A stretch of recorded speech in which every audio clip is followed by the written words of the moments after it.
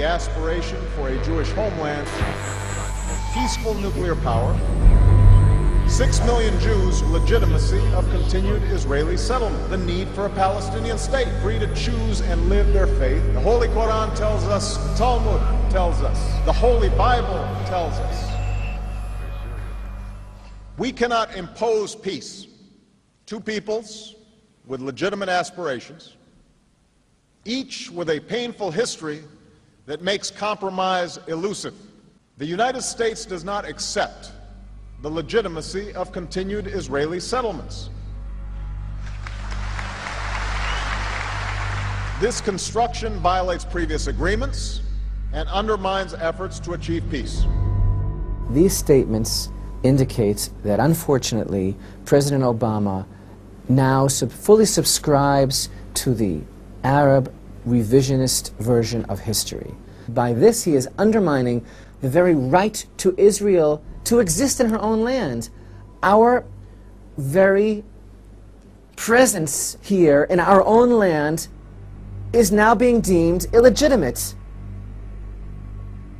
Illegitimate is the will of the God of Israel illegitimate. Our right to be here is based on one thing and one thing alone, that this land was bequeathed to us by the God of Israel, and nothing else is necessary.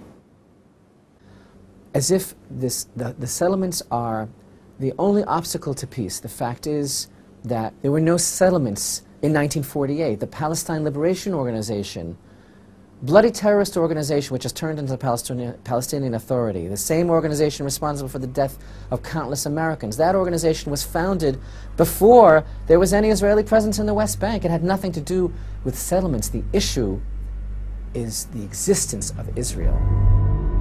When Jerusalem is a secure and lasting home for Jews and Christians and Muslims, and a place for all of the children of Abraham to mingle peacefully together, as in the story of Islam.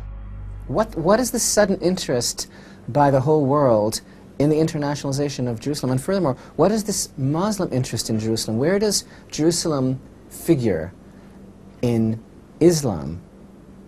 Jerusalem was never holy to the Muslims. Jerusalem is not mentioned in the Quran.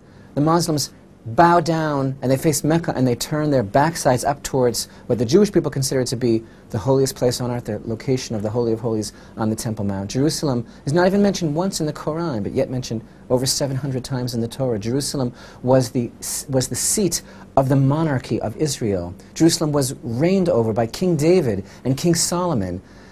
There was Jewish presence in the land of Israel and in Jerusalem 1,600 years before Muhammad ever appeared on the scene.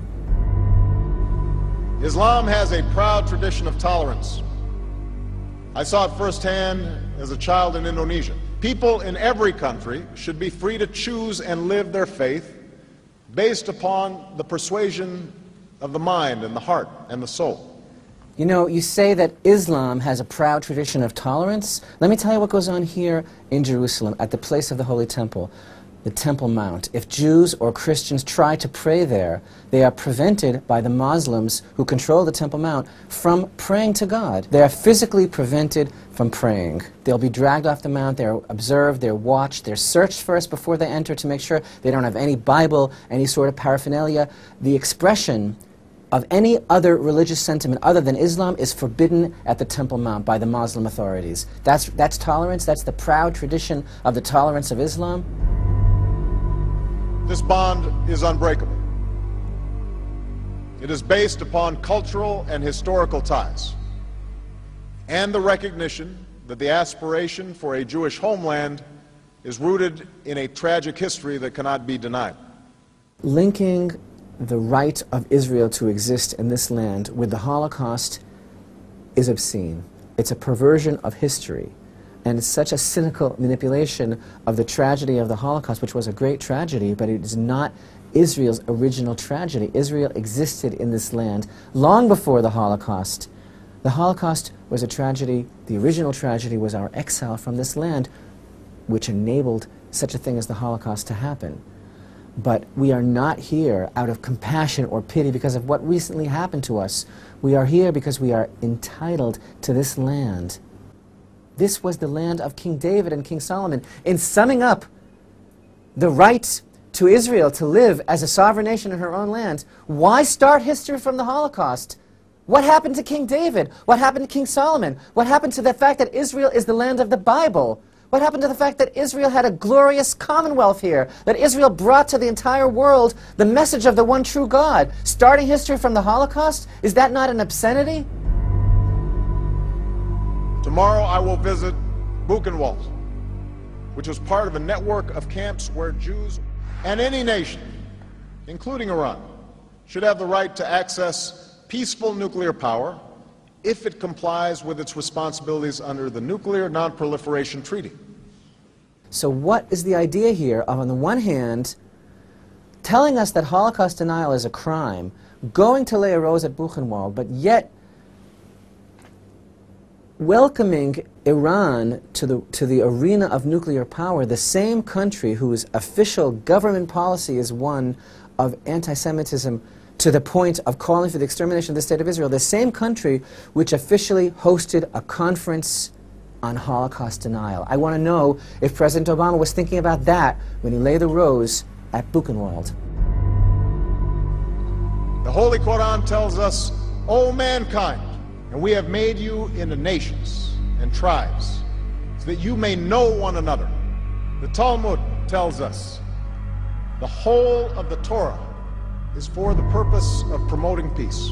The Holy Bible tells us, blessed are the peacemakers. President Obama is not a messiah. He's a marauder. He's a robber. And he's robbing the Jewish people of everything in one fell swoop. He's robbing the Jewish people of their legacy, of their heritage, and of their connection to the land. Well, you notice at the conclusion of his speech that Obama quoted from the Holy Quran and the Holy Bible, but brought the Torah down a notch. Instead of calling it the Holy Torah, he informs us that the Talmud teaches us that the Torah is all about peace.